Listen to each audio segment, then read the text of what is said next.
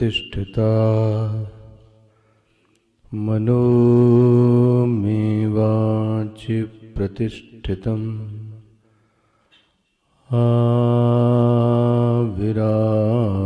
आविराविर्मैधि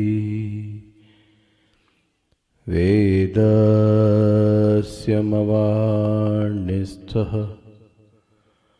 श्रुतं मे मा प्रहासीः अनेनाधीतेन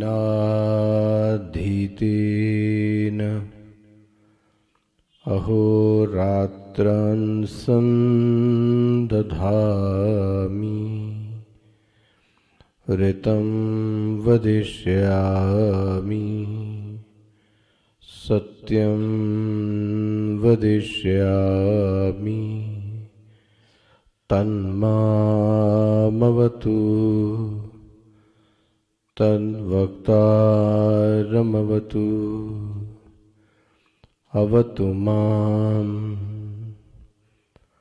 अवतु वक्तारम् अवतु वक्तारम् ओम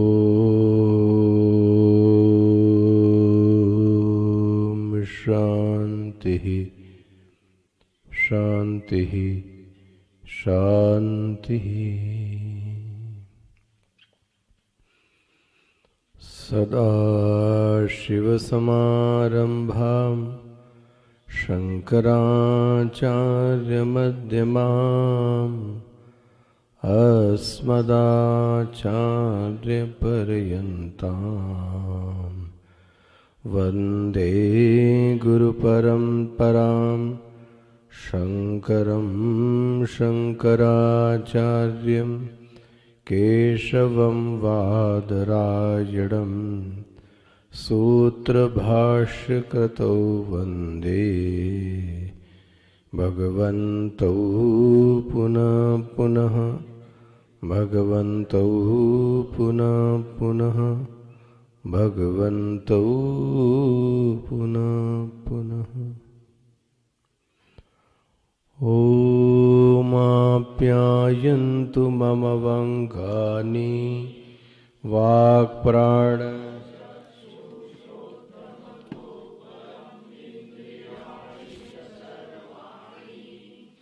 सर्वं ब्रह्मोपनिषदं माहं ब्रह्म निराकुर्याम् मा ब्रह्म निराकरोत् अनिराकरणमस्त्वनिराकरणं मे अस्तु तदात्मनि निरतेय उपनिषत्सु धर्माः ते मयि सन्तु ते मयि सन्तु। ओम शांति शांति शांतिः। ओम केनेषितं पतति प्रेषितं मनः केन प्राणा प्रथम प्रैतियुक्तः केनेषितं वाचमिमां वदन्ति चक्षुश्रोत्रं कौ देवो युनक्ति श्रोत्रस्य श्रोत्रं मनसो मनो यत् वाचोह वाचं सौ प्राणस्य प्राणः चक्षुषश्चक्षुवतिमुच्य धीराः प्रेत्यास्माल्लोकादमृता भवन्ति न तत्र चक्षुर्गच्छति न वा गच्छति नो मनो न विद्मो न विजानीमो यथैतदनुशिष्यादन्यदेव तद्विदितादधो अविदितादधि इति शुश्रुमपूर्वेषां येनस्तद्व्याचचक्षिरे यद्वाचा न व्यदितम् तदेव ब्रह्म त्वं विद्धि नेदं यदिदमुपासते यन्मनसा न मनुते येन वाहुर्मनोमृतं तदेव ब्रह्म त्वं विद्धि नेदं यदिदमुपासते यच्चक्षुषा न पश्यति येन चक्षुगंश पश्यति तदेव ब्रह्म त्वं विद्धि नेदं यदिदमुपासते यश्रोत्रेण न शृणोति येन श्रोत्रमिदं श्रुतं तदेव ब्रह्म त्वं विद्धि नेदं यदिदमुपासते यत्प्राणेन न प्राणीति येन प्राणः प्रणीयते तदेव ब्रह्म त्वं विद्धि नेदं यदिदमुपासते यदि मन्यसे सुवेदेति दहर्मेवापि नूनं त्वं वेत्त ब्रह्मणो रूपं यदस्य त्वं यदस्य देवेष्वथनोमीमांस्यमेव ते मन्ये विदितं नाहं मन्ये सुवेदेति नो न वेदेति वेद च यो नस्तद्वेद तद्वेद नो न वेदेति वेद च यस्यामतं तस्य मतं मतं यस्य न वेद सः अविज्ञातं विजानतां विज्ञातम् अविजानतां प्रतिबोधविदितं मतं मृतत्वं हि विन्दते आत्मना विन्दते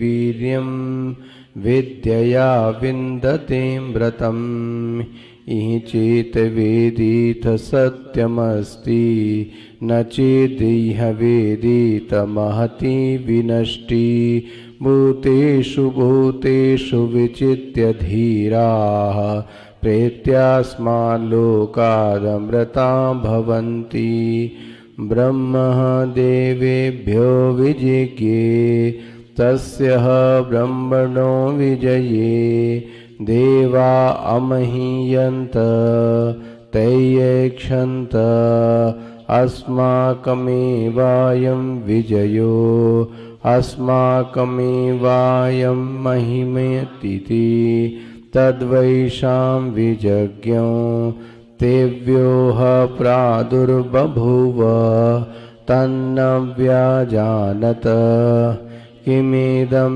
यक्षमिति ते अग्निमब्रुवन् जातवेद एतद्विजानीहि किमेतद् यक्षमिति तथेति तदभ्यद्रवत तमभ्यवदत कोऽसीति अग्निर्वा अहमस्मि इति अब्रवीत जातवेदा वा अहमस्मि इति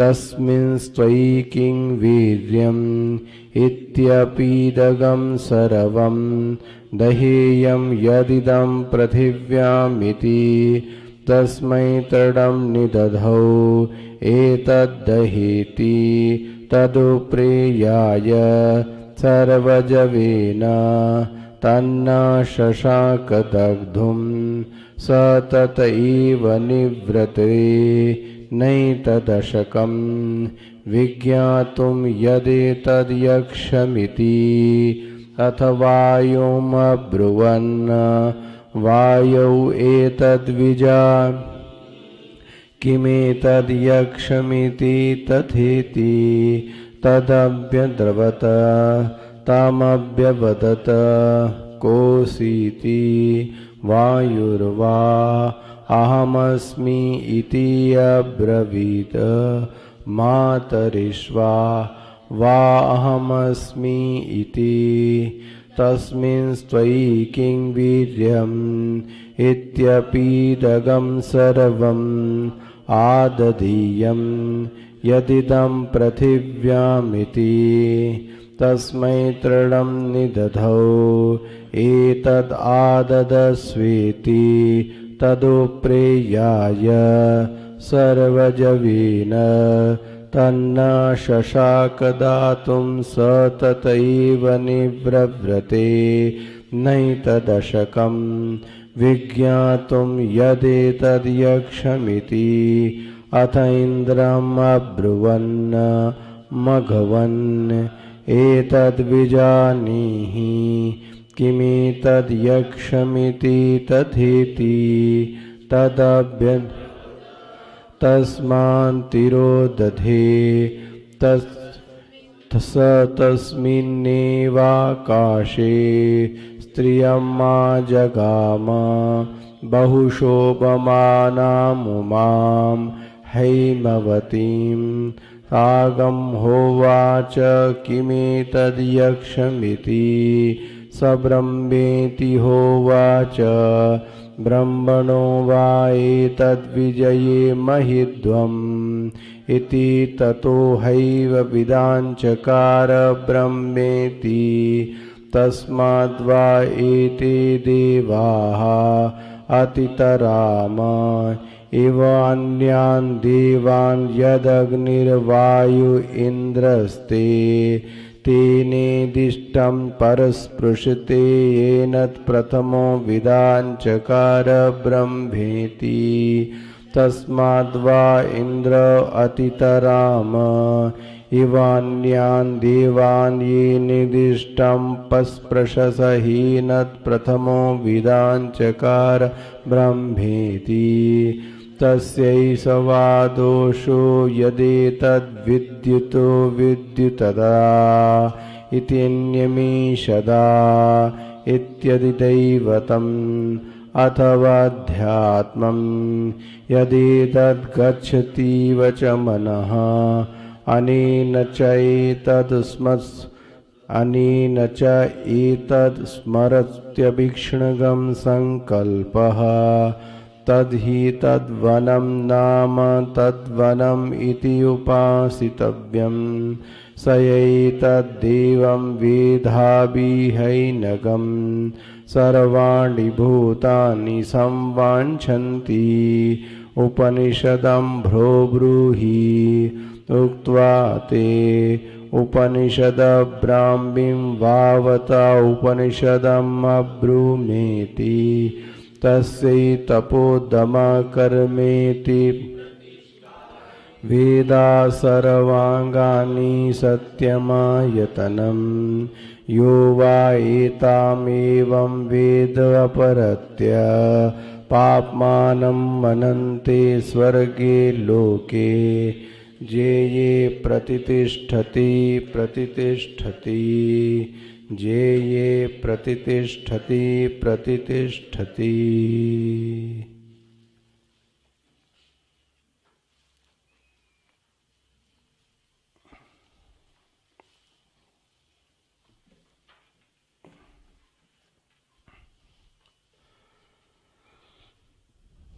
सो सामवेद का तलवकार शाखा का ये केनोपनिषद था। इस पूरे केनो उपनिषद को 4 खंडों में विभक्त किया गया। पहले खंड में 8 मंत्र, दूसरे खंड में 5 मंत्र, तीसरे खंड में 12 मंत्र और चौथे खंड में 9 मंत्र आए। कुल मिलाकर केनोपनिषद की जो संख्या है वो कितनी है? 34 संख्या बनती है। केनोपनिषद का जो साधक है, जो श्रोता है, उस पहले श्लोक को पढ़ने से ऐसा लगता है कि वो अंतर्मुखी है।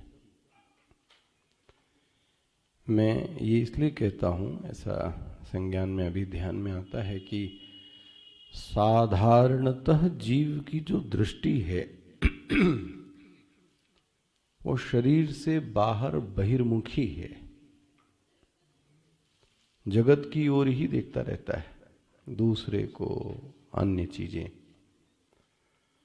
अंतर्मुखी साधक तो वह है जो शरीर से फिर अंदर की ओर यात्रा तय करता है, बाहर की ओर नहीं, शरीर से अंदर की ओर।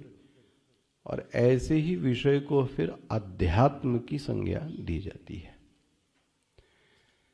ये इतना अंतर्मुखी साधक है कि अपने आप में बैठा हुआ है एकांत में, और अपने शरीर के संघातों की, इंद्रियों की प्रेरणा को देखता है कि आखिर ये कौन है जो ये वर्तन कर रहा है। मैं तो ऐसा भी कहता हूं आपको, आखिर इस प्रश्न का उदय हमारे और आपके मन में क्यों नहीं आया? संघात तो आपके पास में भी है, संघात उसके पास में भी था।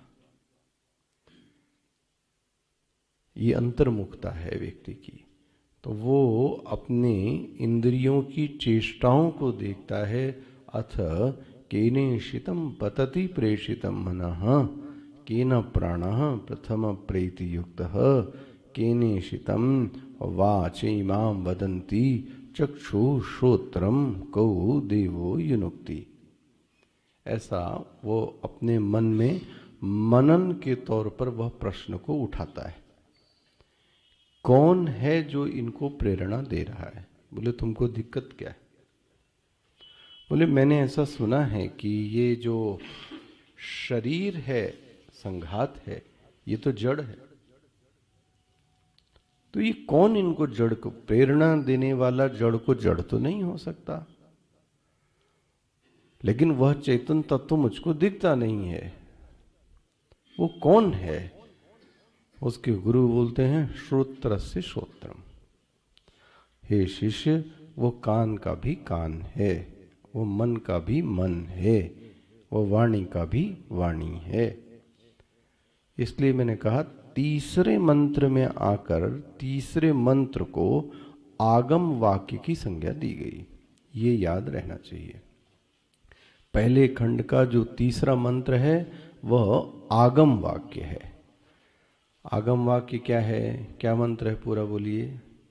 न तत्र चक्षुर्गच्छति न वाग गच्छति न प्राणः न मनः न मद्मो न विजानीमः अन्य देव विदितादथो अविदितादथि।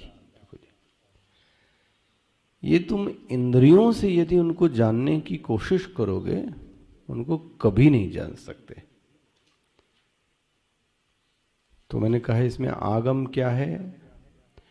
वह विदित से भी अलग है और वह अविदित से भी अलग है। ये आपके ध्यान का, मनन का विषय होना चाहिए। वह जो तत्व है वह विदित से भी परे है और अविदित से भी परे है। इस जिन प्रमाणों को हम बहुत बड़ा प्रमाण मानते हैं, श्रुति कहती है वह तीनों प्रमाणों से जाना नहीं जा सकता। न तत्र चक्षुर्गच्छति न वाग गच्छति न मनः। इसको लौकिक शब्द प्रमाणों से भी नहीं जान सकते, इसको प्रत्यक्ष प्रमाण से भी नहीं जान सकते, हाँ, और इसको अनुमान प्रमाण से भी नहीं जान सकते। स्पष्ट हो गया? ये तीन प्रमुख प्रमाण माने जाते हैं। ना तो वह प्रत्यक्ष प्रमाण से अनुभवगम्य है, ना वह अनुमान प्रमाण से अनुभवगम्य है, ना वह लौकिक शब्द प्रमाण से अनुभवगम्य है, वह इन प्रमाणों से अतीत है। हे साधक, इस पर खूब मनन करो। बोले मन भी प्रमाण नहीं है, बोले मन कतई प्रमाण नहीं है, उल्टा मन तो करण है, मन तो सभी में अनुस्यूत है। जब हम प्रत्यक्ष प्रमाण का भी व्यापार करते हैं तो भी तो उसमें क्या है? मन तो है ही है। जब हम आंखों से देखते हैं तो ज्ञान कब होता है? जब उसके साथ मन भी लगा हुआ है। सुनाई भी कब दे रहा है? जब कान है इसलिए नहीं। कई बार तो कान होने के बावजूद व्यक्ति को सुनाई नहीं देता। क्यों? क्योंकि वहां पर मन उपलब्ध नहीं। मन तो सभी में अनुस्यूत है। स्पष्ट हो गया? तो मन को प्रमाण नहीं कह सकते। और इसको तो आप सुन ही चुके हैं, न मन की ज्यादा सुननी चाहिए। हमारे स्वामी जी इसको क्या बोलते थे? मन की मानोगे तो फिर मन मानी, और मनमानी का अंत कहीं नहीं होता। क्योंकि मन तो फिर अतृप्त आदमी है, तो कहां कहां ले जाके पटकेगा आपको। और बुद्धि की बात मानोगे तो बुद्धिमानी। देखो, मन को प्रमाण नहीं माना गया। मन तो सभी प्रमाणों में गया हुआ है। अच्छा, तो एक काम करो साधक, जो विदित क्षेत्र में आता है उन सभी चीजों को छोड़ दो। ओहो, जो अविदित क्षेत्र में आता है उनको भी सबको क्या कर दो? छोड़ दो। वाह! अब अवेद्य रहते हुए जो भासमान तुमको दिख रहा है, वह जो मैं है वही आत्मा है। कल भी आप जब गीता का पाठ कर रहे थे, कल भी तो उसमें भी शब्द आया था, न सत्तन्नास उच्चते।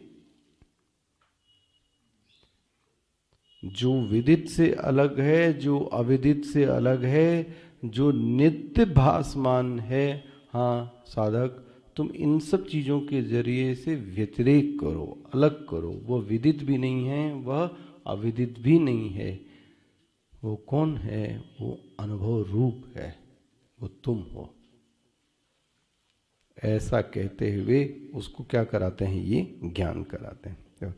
तो इस कसौटी से उसको क्या करना है? कसना है। ये प्रथम खंड की बात कह रहा था कल मैं। प्रथम खंड में एक जो मंत्र आया था वो बहुत अच्छा मंत्र है। साधक को फलश्रुति बताती है, ऐसा साधक जीवन में फल आ जाए। ये जो संघात लोक के निवासी बन गए हो तुम, इस संघात लोक के निवासी के एड्रेस को बदल दो। जहां भी जाते हो तुम ये संघात लेके ही जाते हो। तुम स्वर्ग में भी चले जाओगे, वहां पे भी संघात होगा। तो फिर प्रेत्या अस्मात् लोकात्, ये शब्द है ना, प्रेत्य प्रकर्षेण इतः, यहां से अच्छी तरीके से चले जाओ। कहां से? अस्मात् लोकात्, इस लोक से। वाह! इस लोक को छोड़ो अच्छी तरीके से। कहां जाओ? अमृताः भवन्ति, ऐसे अमृत लोक में चले जाओ। हाँ, जहां संघात नाम की कोई चीज नहीं, वह असंगत है। वाह! स्पष्ट हो गया? संघात से कहां प्रयाण कर देना है? असंगत पर। जहां जाने पर बार बार वापस आने की आवश्यकता, ऐसा लोक को श्रुति क्या कहती है? अमृत। स्पष्ट हो गया? यहां हो गया। तो ये तो बात हो गई थी पूरी, स्पष्ट आ गई संज्ञान में आपके। अब गुरु ने प्रथम खंड में जब यह बातचीत कही, तो दूसरे खंड में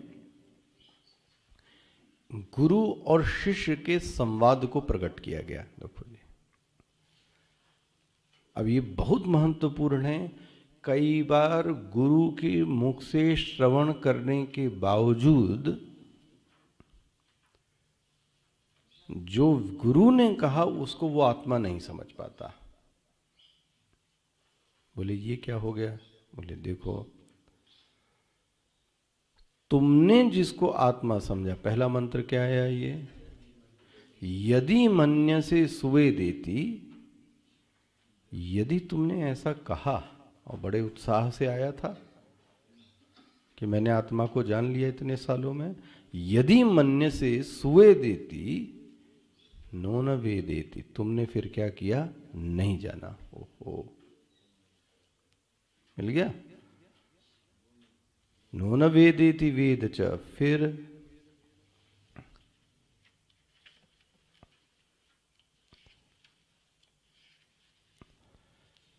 तुम वेद था, तुमने जाना है। हाँ, मैं नहीं कहता कि तुमने कुछ नहीं जाना है, कुछ जाने हो तभी तो आए हो यहां पे। लेकिन जिसको तुमने जाना है वो अध्यात्म परिच्छिन्न है और वह अधिदैव परिच्छिन्न है। ये अच्छे से समझना चाहिए। त्वं ब्रह्मणो रूपम यदस्य त्वं यद अस्य देवेश्वथनु मीमांस्यमेव ते मन्ये विदितम। तुमने अध्यात्म परिच्छिन्न को ब्रह्म जान लिया। अध्यात्म परिच्छिन्न मतलब मैं कल आपको समझा रहा था, वृत्ति के दृष्टा को ब्रह्म मानना, ये अध्यात्म है। इसीलिए आप ध्यान रखोगे, आध्यात्मिक उपासना जब चौथे खंड में आई थी, याद आ गया, तो किसको कहा गया था? दृष्टा साक्षी की बात कही गई थी। तुमने जिसको ब्रह्म जाना है वो अध्यात्म परिच्छिन्न है, और जो ब्रह्म का लक्षण है वो तो अपरिच्छिन्न है। ओ, या तो तुमने क्या किया है? अधिदैव परिच्छिन्न को ब्रह्म जान लिया है। ओहो, अधिदैव परिच्छिन्न मतलब तद पद का जो वाच्यार्थ है। तुमने ईश्वर को ब्रह्म मान लिया या तो तुमने दृष्टा को ब्रह्म मान लिया। ऐसा करो चेला, हे शिष्य, तुम यहां से जाओ और फिर से मनन और ध्यान करके वापस आओ। महाराज वो शिष्य जाता है, दोबारा आता है, और ये जो 10वां मंत्र है, इस मंत्र को अनुभूति वाक्य बोलते हैं। बन गया ये जो 10वां मंत्र है। अब आके क्या कहता है ये? नाहम मन्ये सुवेदेति। देखो बदल गया, पहले क्या बोला था? मन्ये सुवेदेति, अब क्या बोलता है? न अहम मन्ये सुवेदे, मैंने उसको नहीं जाना। अच्छा, ऐसा भी नहीं है कि मैंने उसको नहीं जाना। वाह, भाषा देख रहे हो आप कैसी है? मिल गया सबको मंत्र, पेज नंबर 56। अब भाषा बदल गई उस शिष्य की। नाहम मन्ये सुवेदेति यो नाहम मन्ये सुवेदेति नो न वेदेति वेद च यो नस्तद वेद। मिल गया। हे शिष्य, तुमने अब जो बातचीत कही वो तुमने क्या की? थोड़ा ठीक कही। कोई भी ब्रह्म तत्व को ऐसा कभी नहीं कह सकता कि मैंने उसको क्या कर लिया। इसमें दोष क्या है? अगर तुमने उसको जान लिया तो वो प्रमेय बन गया, वो तो प्रमेय बन गया। जैसे कि मैंने घड़ी को जाना, तो घड़ी तो मुझसे अलग हुई कि नहीं हुई। मैंने घट को जाना, तो घट तो मुझसे क्या हुआ?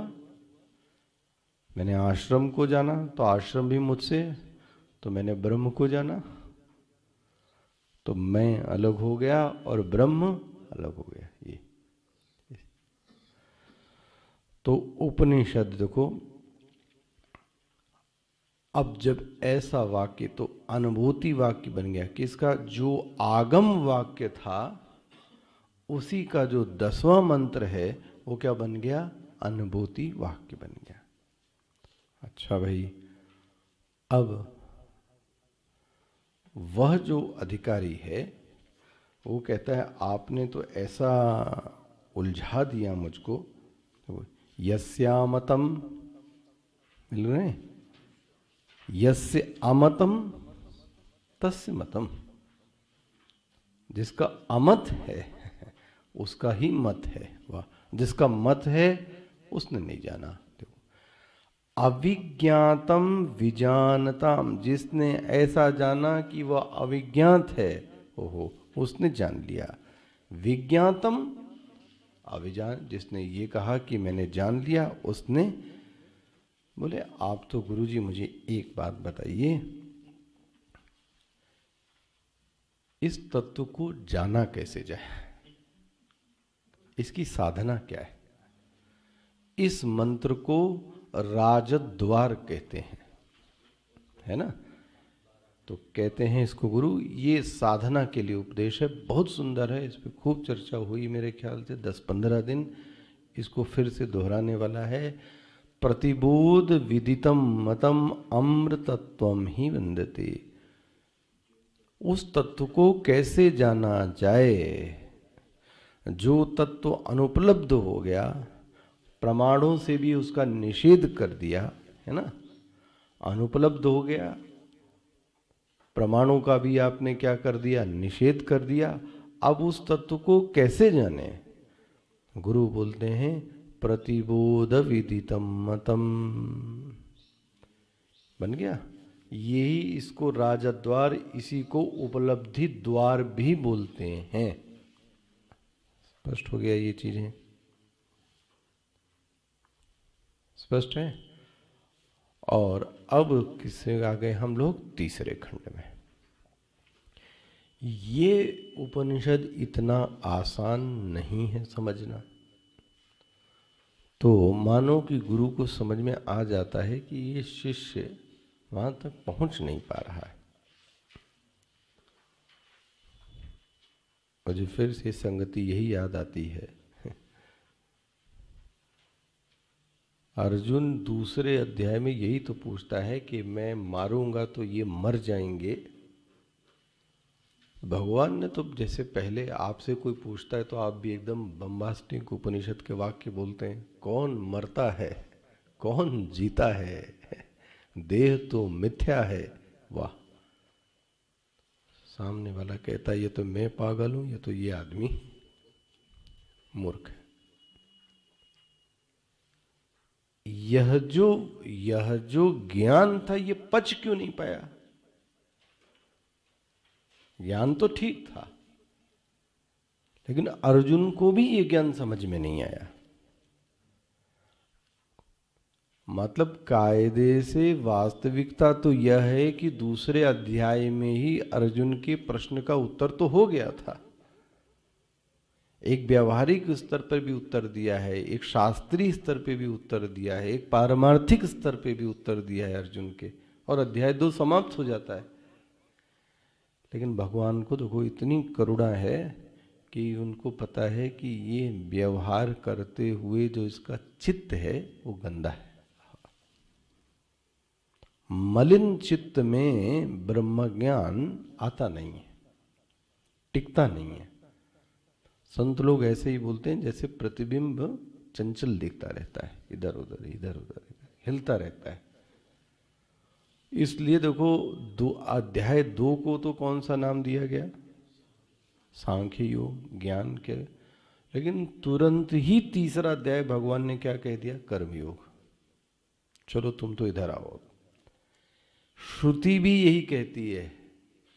ये जो शिष्य महाराज हैं, हुआ ये कि इन्होंने गुरु महाराज से सुन तो लिया, और सुनने के कारण जब गुरु ने आदिदैव परीक्षिण को ब्रह्म मानने से इनकार कर दिया, तो इसने उठा के सब उपासना भगवान को सब जाके नर्मदा जी में बोले, इससे कुछ होता जाता नहीं। किससे? भगवान कुछ नहीं। भक्ति नाम की चीज क्या होती है?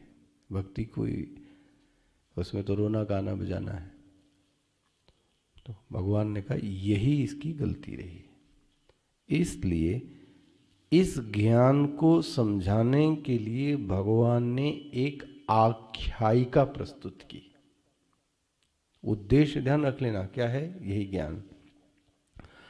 भाष्यकार ने आख्यायिका के बहुत सारे प्रयोजन बतलाए हैं, लेकिन उसका एक प्रमुख प्रयोजन ये है कि जिस सगुण ब्रह्म का निषेध कर दिया है, जिस सगुण ब्रह्म का पहले श्रुति ने निषेध कर दिया, कहीं साधक उसको पूरी तरह से निषेध न कर दे, जीवन से हटा न दे।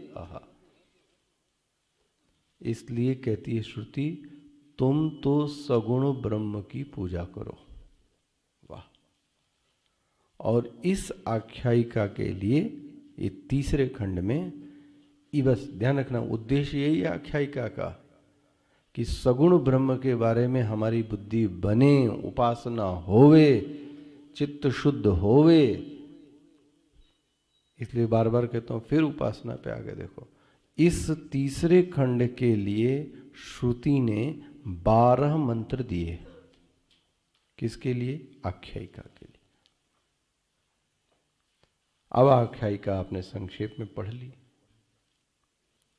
कि वो ये लोग खुशी हो गए, प्रसन्न हो गए, देवासुर संग्राम हुआ, देवता लोग प्रसन्न हो गए, देवताओं ने सोचा ये जीत हमारी है और खूब पार्टी करने लगे, खूब घमंड में आ गए। उसी समय यक्ष आता है, यक्ष इनको चैलेंज देता है, फिर वायु, अग्नि, इंद्र जाते हैं और रंच मात्र भी तृण को हिला नहीं पाते। और फिर याद कर लो,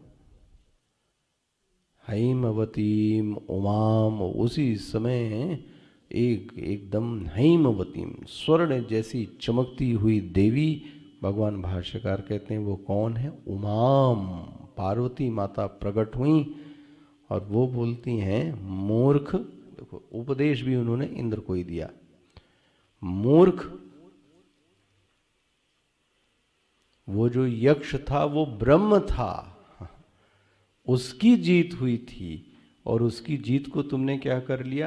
अपनी जीत समझ लिया। और महाराज उन्होंने ब्रह्म ज्ञान का क्या दिया? उपदेश दिया। और तब इन लोगों को क्या हो गया? ज्ञान हुआ।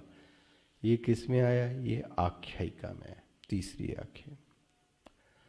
तो उस आख्यायिका का उद्देश्य सगुण ब्रह्म में साधक को लगाना था, क्योंकि दूसरे इसमें कह चुके कि वह अधिदैव परिच्छिन्न नहीं है, कहीं साधक पूरी तरह से निषेध न कर दे।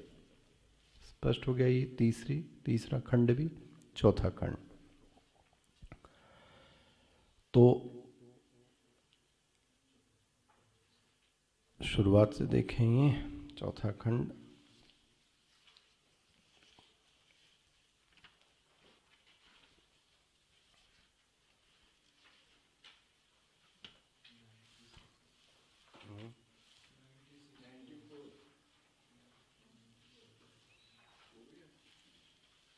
तृतीय खंडा ये हो गया, आकाश में आ गई। अब यहाँ पर स ब्रह्मेति होवाच ब्रह्मणो एतत् विजये, मिल गई ये।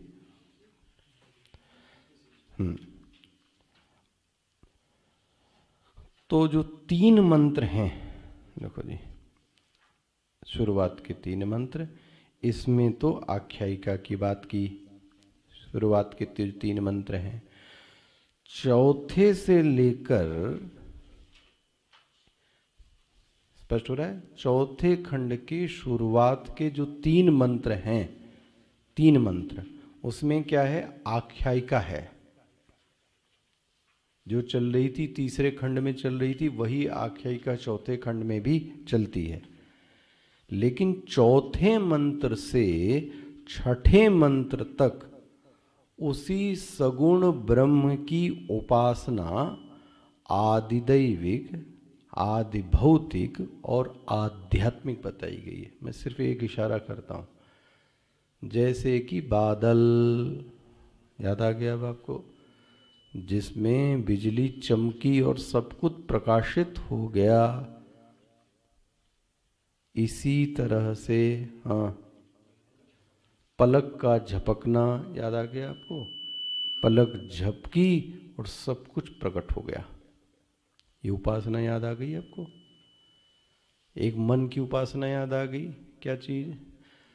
आध्यात्मिक उपासना। जहां जहां मन जाता है वह वृत्ति, वह विषय को क्या बना देता है? वृत्ति।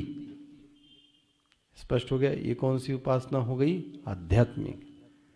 और आदिदैविक उपासना तद वनम नाम, जो भी बाहर प्रपंच है वह भी सब कौन है? वह भी वही है। ये 3 उपासनाएं आपको बताई गई थी, चौथे मंत्र से लेकर छठे मंत्र तक। ठीक है? आदिदैविक, आध्यात्मिक और आदि भौतिक। स्पष्ट हो गया? चौथे से छठे मंत्र। अब 7वां मंत्र, 7वें मंत्र में शिष्य ने विरक्त होकर, देखो उसने बोला कि गुरु महाराज, मैं तो आया था उपनिषद पढ़ने। तो क्या बोलते हैं? उपनिषदम भो ब्रूहि। हे मेरे आचार्य, हे मेरे गुरु, उपनिषद को बोलिए। आप तो उपासना बोलने लगे। उपनिषदम भो, भो मतलब ध्यान रखना संबोधन है। हे मेरे आचार्य, हे मेरे गुरुदेव, आप मुझे उपनिषद बोलिए। आचार्य बोलते हैं, मैंने तुमको उपनिषद बोल दिया। वाह! शिष्य ने विरक्त होकर पूछा कि ब्रह्म विद्या का उपदेश कीजिए। तो गुरु बोलते हैं, मैंने ब्रह्म विद्या का उपदेश कर दिया। ये जो 7वां मंत्र था, इसको कहा था अवधारणा के लिए मंत्र आया है। कहीं आपने लिखा होगा ये अवधारणा के लिए, अवधारणार्थ ये मंत्र आया था कि जो उपनिषद पहले बताई गई थी वह मैंने तुमको पहले ही क्या कर दी? बोल दी। स्पष्ट हो गया ये? तो जो 7वां मंत्र था ये कौन सा था? ये अवधारणा के लिए मंत्र था। अब 8वां मंत्र आता है और गुरु को समझ में आ रहा है कि ये शिष्य अभी तक वहां तक पहुंच नहीं पाया है ठीक से। तो गुरु कहते हैं, हे शिष्य, ब्रह्म विद्या के कुछ उपकारी साधनों को सीखो। अब बोलते हैं, यह जो ब्रह्म विद्या है, मानो कि ये माता हो, माता का शरीर हो। तो बोले जब शरीर है तो फिर? तो बोले उसके हाथ पैर सिर सब होंगे फिर। बोले अच्छा, ब्रह्म विद्या के देखो हाथ पैर क्या सिर हैं। तस्यै तपो दम कर्मेति प्रतिष्ठा। जिसकी प्रतिष्ठा मतलब पैर, जो लोड लेते हैं वो कौन लेते हैं? पैर। वही व्यक्ति के चित्त में ब्रह्म विद्या आएगी जिसके जीवन में ये 3 चीजें होंगी, तपः दमः कर्मेति। अपनी समस्त ऊर्जाओं को, चेष्टाओं को एक लक्ष्य में विनिवेश करने की साधना को तप कहा गया। स्पष्ट हो गया? हमारे चरित्र पे नियंत्रण, वाणी पर नियंत्रण, मन पर नियंत्रण की जो शक्ति थी वो क्या कहा गया? दम कहा गया। वह जो कर्म का अनुष्ठान होवे वह विहित होवे और वह स्वधर्म होवे। ये 2 अलग अलग चीजें थी। याद आ गया? ये विहित भी होवे और तो पद, जाति, आयु, देह, वर्ण, आश्रम, इन सब पैरामीटर्स पर देखकर जब किया जाएगा तो वो क्या कहलाएगा? स्वधर्म। विहित नहीं, तब क्या कहलाएगा? स्वधर्म। तो तुम्हारे जीवन में ये 3 चीजें होनी चाहिए। तस्यै तपः दमः कर्मेति प्रतिष्ठा। देखो जी, हो गया? ये जो हृदय है, हृदय, वाह, सत्यम आयतनम, इस पे खूब चर्चा हुई हमारी आपकी। ये ब्रह्म विद्या का हृदय है। जैसे हम लोग जहां बोलते हैं मैं, ऐसे ब्रह्म विद्या का हृदय क्या है? बोले सत्य।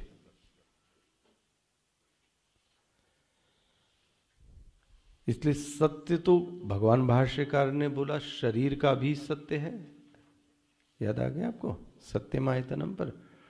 तो आचरण के स्तर पर सत्य हुए, लेकिन सबसे ज्यादा जो सत्य की मांग की गई है वो वाणी में होना चाहिए।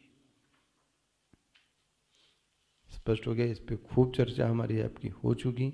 इस सत्य को संभाला कैसे जाए?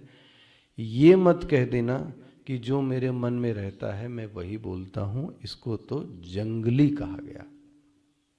जो मेरे मन में है वही मैं बोलता हूं, ये तो अनकल्चर्ड प्राकृतिक व्यक्ति है। ऐसा व्यक्ति का व्यवहार भी क्या हो जाता है? अशोभन व्यवहार है, शिष्ट व्यवहार नहीं। स्पष्ट हो गया ये? सत्यमायतनम। अच्छा, अब और 9वें मंत्र में इसकी क्या बता दी? फलश्रुति बता दी। क्या फलश्रुति है? जे ये प्रतितिष्ठति प्रतितिष्ठति। मिल गया ये आखिरी सबसे मंत्र। यह साधक, इस पहली बात तो ज्ञान, जो पाप से मुक्त हो जाता है, मतलब क्या हुआ? पाप कराने वाली जो सोच है, जो वृत्ति है, उस वृत्ति का ही नाश हो गया। वाह! पाप का नाश तो तब जब पहले पाप कराने वाली वृत्ति का नाश हो गया। तो यह कर्म के नाश की बात नहीं कही गई। पाप कराने वाली जो वृत्ति है, जो मानसिकता है, यह ब्रह्म ज्ञान पहले ही क्या करती? एताम वेदम अपरत्य। इसको सिर्फ जान लेने मात्र से ही पाप हट गया। ये ब्रह्म ज्ञान का फल है। जब फिर इसको स्वर्ग लोक मिलता है, लेकिन ये स्वर्ग लोक कौन सा है? अनंते स्वर्गे लोके जेये। ऐसा सुख तो याद रख लीजिए, एक यही शब्द बोला था, स्वाधीन, है ना? तो उस सुख में क्या क्या हो गई? ये अब अपना पलटिएगा पन्ना, कि वह नित्य होवे, उसमें तीव्रता होवे, वो स्थायित्व होवे, उसमें एक रसता होवे। ऐसा जो सुख है उसको क्या बोलते हैं? स्वर्गे लोके। सुख का परिणाम सुख। और 9वें में आकर फलश्रुति श्रुति कहकर केनोपनिषद को समाप्त करती है। तो देखो, जब आप अच्छे से जानेंगे तब इसको सूत्र रूप में याद रखना चाहिए। कि सूत्र रूप में कैसे याद रखें?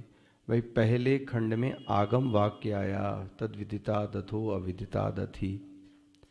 फिर उस आगम वाक्य को अनुभव वाक्य में आया, अहम मन्ये सुवेदेति यो न वेदेति वेद च।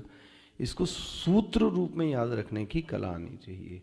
और आख्यायिका के जरिए से सगुण ब्रह्म का श्रुति कहती है तुमको अनुष्ठान करना चाहिए। ये क्या हो गया? सूत्र। लेकिन जिसको वृहद ही ना पता हो उसको सूत्र, तो उसको सूत्र बताने से क्या मिलेगा? तो पहले तो ये अध्ययन की कला है। ऐसी शैली को व्यास शैली कहते हैं, सुना होगा। शैली भी कई प्रकार की बोलने की होती है। एक होती किसी चीज को बड़ा करना, और एक शैली ये होती कि उसी बड़ी हुई चीज को, कही हुई चीज को छोटे में कह देना। दोनों तरीके की शैली आनी चाहिए। तो इसको सूत्र रूप में क्या करना चाहिए हमको? सूत्र रूप में करने से हमको जो विषय है वो क्या है? हमारे मस्तिष्क में सामने आ जाता है। तो पूरा केनोपनिषद आपके सामने आ जाता है। इसमें जो एक चीज है जो बार बार बड़ी अच्छी चीज लगी थी देखने की, वो बहुत इंपॉर्टेंट थी, वो जरा ध्यान से देखिए। ये बाद में समझ में आई। इस आख्यायिका में एक महत्वपूर्ण बात यह है, देखो जी, उपासना के अलावा जो अन्य आचार्यों ने भी, जब आप पढ़ेंगे तो अन्य आचार्यों ने भी इसकी क्या करी है, सहमति प्रदान की है। क्या है देखिए, वहां क्या बोला गया कि जो पहला मंत्र, प्रथम खंड का जो तीसरा मंत्र था वो क्या था, न तत्र चक्षुर्गच्छति न वाग गच्छति नो मनो न विद्मः न विजानीमः। महाराज विद्वानों ने ऐसा किया, इस मंत्र को आख्यायिका से जोड़ दिया। बहुत बिरली चीज है। इस मंत्र को बोले ये आख्यायिका का सूत्र है। कैसे, देखो आप, जैसे कि वहां इंद्रियों का निषेध किया, स्पष्ट हो गया, इंद्रियों का निषेध, तो इंद्रियों का जो राजा है वो कौन है, और यहां मन को किसे संबोधित किया है, इंद्र। इंद्र कौन है, मन। पकड़ में आया, इसको कैसे मिलाना है। जिसको आख्यायिका में इंद्र कहा गया, इसका मतलब कौन हो गया, वो मन हो गया। तो कैसे छिपे रूप से क्या क्या बातें बता दी। जैसे अग्नि वाणी का देवता है। लोग बोलते हैं इनके बोलने से आग लग जाती है, तो बोलने में गर्मी तो है। अग्नि वाणी, इसको क्या बोल दिया, कर्मेंद्रिय। कर्मेंद्रिय है कि नहीं, इसको बोलते शब्द प्रमाण। तो वहां किसका निषेध किया, न तत्र चक्षुर गच्छति न वाक गच्छति। ये वाक कौन है यहां पर, अग्नि, क्योंकि अग्नि ही तो वाणी का कार्य है। पकड़ में आ रहा है। ये तीन देवता लोग मिले थे, आपको याद है, कौन कौन गया था ये, पहले कौन गए, पहले अग्नि गए, फेल हो गए, वायु गए, वायु फेल हो गए, वायु के बाद कौन गया, इंद्र। ठीक है, तीन गए। ये तीन कौन है ये याद रखो। इंद्र को मैंने क्या बोला, मन, स्पष्ट हो गया। अग्नि को मैंने क्या बोला, मन मतलब प्रमाण, याद रखना, अनुमान प्रमाण, अनुमान प्रमाण। अग्नि क्या हो गई, लौकिक शब्द प्रमाण। और वायु कौन हो गया, ज्ञानेंद्रियां। वायु कौन है, ज्ञानेंद्रिय। तो देखो, चक्षु शब्द से ज्ञानेंद्रियां कहा गया, इसका मतलब प्रत्यक्ष प्रमाण का निषेध कर दिया गया। स्पष्ट हो गया। ये एकदम दिमाग में आ जाए तो आपको सब कुछ आपके मस्तिष्क में आ गया। चक्षु कहने से ज्ञानेंद्रियां शब्द कहा गया, ज्ञानेंद्रियों से प्रत्यक्ष प्रमाण का निषेध किया गया।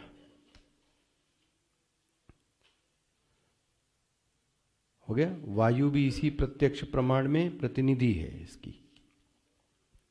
हो गया, स्पष्ट हो गया सबको। उषा, वायु भी इसी में आ गई, इसे भी किसमें, प्रत्यक्ष प्रमाण में। वायु भी किस में आ गई, प्रत्यक्ष प्रमाण में। अग्नि कहकर जो अग्नि गया, अग्नि ये कैसा हो गया, लौकिक शब्द प्रमाण। भाई लौकिक शब्द प्रमाण समझना, जो ज्ञान प्रत्यक्ष से नहीं हो पाता वो लौकिक शब्द प्रमाण से हो जाता है। बोले क्या बोला, जो ज्ञान प्रत्यक्ष से नहीं होता वह ज्ञान शब्द प्रमाण से होता है। जैसे कि स्वर्ग है, शास्त्र ने बोला तो स्वर्ग को आपने देखा तो, लेकिन आपको ज्ञान, या मैंने बोला वहां पर उस आदमी ने ये बात बोली, तो आप तो वहां पर थे नहीं, आपको तो उस व्यक्ति का भी नहीं पता। लेकिन मेरे बोलने से आपको ये भी ज्ञान हो गया कि उसने वहां पर क्या, तो ये ज्ञान कैसे हुआ आपको, है ना। इसमें भी दो भेद होते हैं, बाद में पढ़ेंगे। लौकिक शब्द प्रमाण तो ये जो आप लोग बात करते हैं, लेकिन हाँ एक वैदिक वेद शब्द प्रमाण, वो जो ज्ञान, ये उपनिषद है ना। तो देखो, इंद्रियों के जरिए से प्रत्यक्ष प्रमाण का निषेध है, ठीक है, स्पष्ट हो गया ना। दूसरा, अग्नि के जरिए से लौकिक शब्द प्रमाण का निषेध, और मन के ना मनः, मंत्र वही आ रहा है ना तीसरा वाला, न मनः, मन कहने से क्या हो गया, इंद्र जिसको कहा गया उसका भी निषेध कर दिया। स्पष्ट हो गया। अब लेकिन जब भी ज्ञान होगा तो किससे होगा, ब्रह्माकार वृत्ति बनेगी कहां, नाक में कि कान में कि मन में, बना, पकड़ में आ रहा है। आखिर ब्रह्म, तो इस हिसाब से दुष्टता, दुष्टाति दुष्ट मन था कौन, इंद्र, उसके सामने तो आना ही नहीं चाहिए था, और देखो दिखाया भी।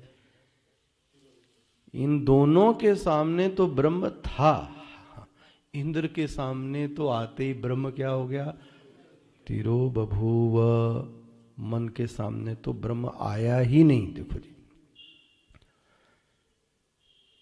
स्पष्ट हो गया। और देखो, अब देखना विरोधाभास देखो दोनों चीजों में। लेकिन आखिर ज्ञान अंतिम में हुआ किसको फिर, मन को ही हुआ। उस इंद्र के सामने से ही वह ब्रह्म चला गया, लेकिन आखिरी में जो ब्रह्म ज्ञान हुआ भी, वो भी किसको हुआ, इंद्र को ही हुआ। इंद्र मतलब मन, इंद्र मतलब ये इंद्र इंद्र मत रखना, है ना। इसीलिए श्रुति मनसा एव आप्तव्यम, ये श्रुति आती है, आपने इसमें भी पढ़ा होगा, वह मन से ही पकड़ा जाता है, ये तो विधि है। अच्छा, इसी का निषेध भी करते हैं, न मनः यन मनसा न मनुते, इसका निषेध कर दिया। देखो स्पष्ट मिल रहा है, यन मनसा न मनुते अप्राप्य मनसा सह, इसका निषेध भी कर दिया। एक तरफ मन का विधि भी है और एक तरफ मन का क्या है, निषेध भी है। यही नहीं, कठोपनिषद की श्रुति अभी आप पढ़ेंगे, दृश्यते तू अग्रया सूक्ष्मया बुद्धि, इस मंत्र आएगा अभी आप पढ़ेंगे, दृश्यते तू अग्रया सूक्ष्मया बुद्धि। ये वही ब्रह्म ज्ञान को पा पाता है, ब्रह्म को वही पकड़ पाता है, वही देख पाता है जिसकी बड़ी सूक्ष्म बुद्धि होती है। त्वग्रया, तू अग्रया सूक्ष्मया बुद्धि। तो वहां पर फिर क्या आ गया कि मन, तो मन से ही तो ब्रह्म को पकड़ोगे। इसलिए देखो, इसका सबसे अच्छी संगति ये है, साधारण मन से हम ब्रह्म को पकड़ नहीं सकते, जो मन हमारे पास में। जब वह इंद्र जिज्ञासु बन गया, ध्यान रखना इसमें बहुत छोटी छोटी स्टेप थी इसके बीच में, वो दोनों तो भाग गए तुरंत के तुरंत। जब ब्रह्म तिरोभाव भी हो गया, उसके बाद भी इंद्र वहां पर खड़ा रहा, गया नहीं। देखो ये राजा का गुण था, इंद्र गया नहीं वहां से। जब हमारा मन भी कैसा बन जाए, जिज्ञासु मन बन जावे, धीर बन जावे, विनयशील हो जावे, प्रतिबद्धता हो जावे, ऐसे मन को फिर गुरु उपदेश करता है। कौन गुरु बना था वहां, उमा ने इंद्र को उपदेश, लेकिन कौन से इंद्र को उपदेश किया? जो इंद्र हिलाने से नहीं हिला। अरे गुरु भगाए या वो माता पिता बच्चे को डांट दे भग जाए तो इसका मतलब वह कमिटेड, वो नहीं, फेल होने के बावजूद भी वहीं डटा रहा। जिज्ञासु से उसके मन में जिज्ञासा बनी रही कि ये कौन था। फिर उसमें विनय भी आ गया माता के प्रति कि ये कौन था, इसका मुझे क्या कीजिए, आप उपदेश कीजिए। साधारण मन से उसको नहीं जान सकते हैं, लेकिन ऐसा मन जो जिज्ञासु बन जाए, जो धीर बन जाए, जो प्रतिबद्ध बन जाए, जो शील बन जाए, जिसमें विनय हो जावे, उस मन से अगर गुरु उपदेश करता है, हाँ, तो ब्रह्माकार वृत्ति उसके चित्त में फिर बनेगी। फिर उस ऐसे मन को उपदेश करने के लिए माता पार्वती, पार्वती माता मतलब गुरु, जब ऐसा अंतःकरण बन जाएगा, ऐसा अंतःकरण, तो कोई ना कोई गुरु आपको क्या करेगा, उपदेश। तो जब इंद्र ऐसा बन गया तो माता हैमवतीम उमा ने क्या किया, उपदेश दिया ही दिया, और इंद्र को ज्ञान हो गया। इन दोनों को ज्ञान नहीं हुआ, किसको? मना इंद्र को ज्ञान हो गया।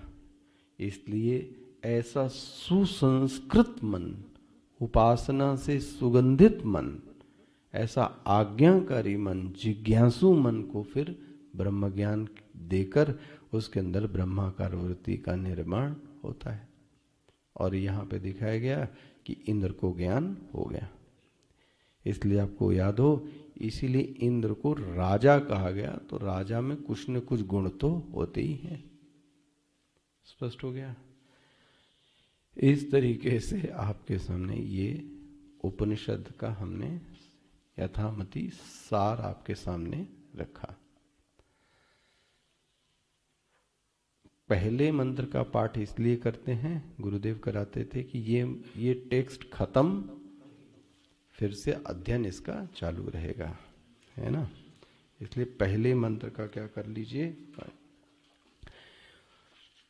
केनेशितं पतति प्रेषितं मनः, केन प्राण प्रथमा प्रैतियुक्तः, केनेशितं वाचमिमां वदन्ति, चक्षुश्रोत्रं कौ देवो युनुक्ति, चक्षुश्रोत्रं कौ देवो युनुक्ति।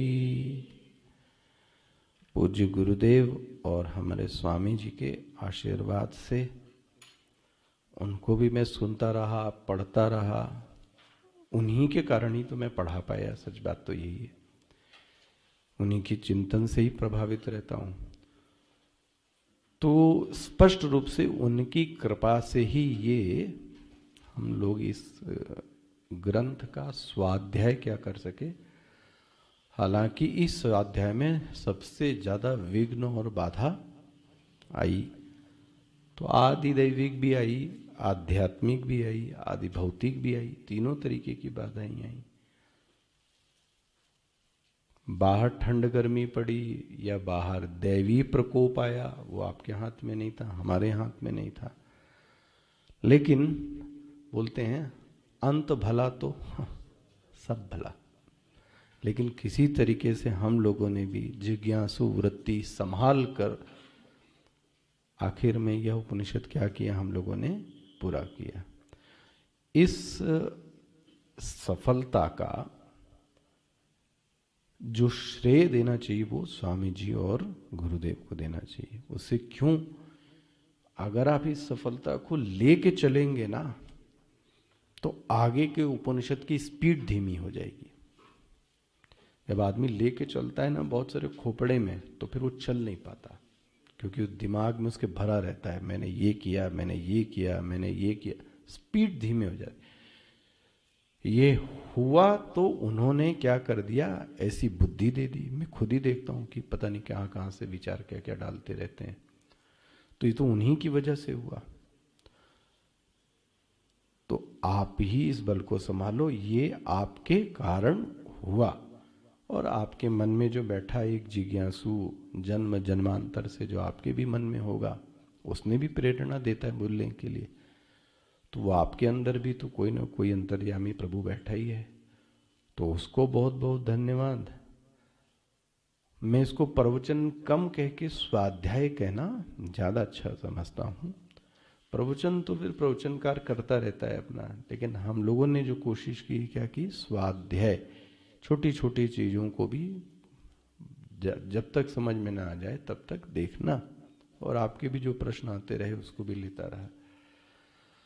तो इस सफलता को गुरुदेव और स्वामी जी के चरणों में अर्पित करते हुए अब हम लोग फिर से आगे कठोपनिषद, सबसे ज्यादा जो कोटेड उपनिषद है, जो कोट किया जाता है, वो कठोपनिषद है। कल भी मैं कह रहा था शाम को वक्त पे, ईश में भी मंत्र कम है, केन में भी पद कम है, मुंडक में भी कम है, ऐतरेय में भी कम है, प्रश्नों में भी कम है, मांडुक्य में भी कम है। 2 उपनिषद हैं जिसमें मंत्र ज्यादा है। वो कौन से हैं? या तो कठोपनिषद या तो तैत्तिरीय। इसलिए कठोपनिषद हम लोगों को बहुत अच्छे से सजगता से पढ़ना चाहिए। ये उपनिषद भी अपने आप में भारी है कि ये पढ़ ले तो सब कुछ समझ में। ध्यान रखिए उसमें कहानी नहीं, कहानी तो 1 मिनट में आएगी। नचिकेता था, उसके पिता ने यमराज को दे दिया उसको, यमराज ने उसको ज्ञान दिया और हो गया, यही कहानी है उसकी, और क्या कहानी।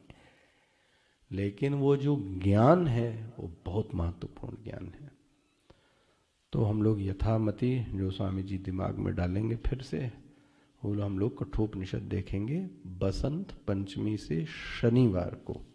ठीक है, तो शनिवार को आप यहाँ सरस्वती जी का पूजन करेंगे, आप अपना पुष्पमाला लाइएगा और सरस्वती जी के टीका चंदन करिएगा। फिर हम लोग स्वाध्याय प्रारंभ करेंगे, लेकिन कब से? शनिवार को बसंत पंचमी के दिन।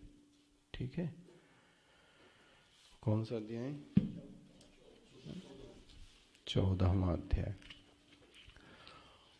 ओम श्री परमात्मने नमः। अथ चतुर्दशोऽध्यायः। श्री भगवानुवाच परं भूय प्रवक्ष्यामि ज्ञानात्